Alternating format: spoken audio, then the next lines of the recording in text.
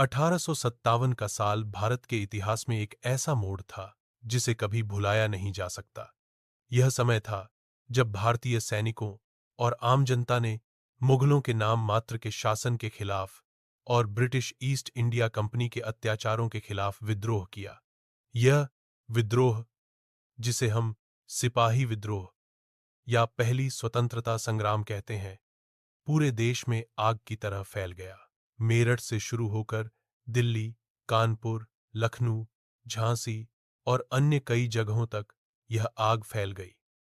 लोग अपनी स्वतंत्रता के लिए लड़ रहे थे, सेनाएं विद्रोह कर रही थीं और भारत के वीर राजा, रानी और सैनिक अपने देश के लिए जान दे रहे थे। झांसी की रानी लक्ष्मीबाई और कानपुर के बक्सर के नायक बहादुर शाह जफर तक सभी ने ब्रिटिशों के खिलाफ साहसिक लड़ाई लड़ी। लेकिन अंग्रेजों की रणनीति बेहद चतुर और निर्मम थी। उन्होंने अपने आधुनिक हथियारों, संगठित सेनाओं और धोखेबाज कूटनीति से विद्रोह को कुचल दिया।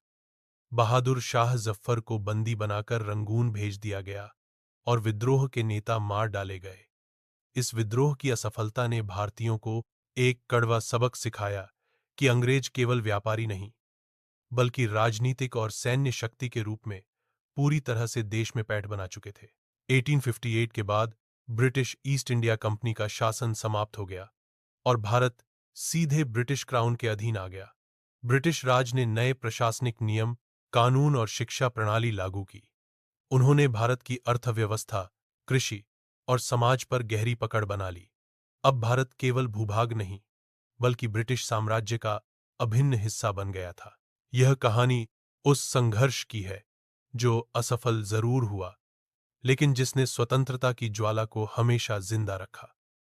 यह याद दिलाती है कि स्वतंत्रता की कीमत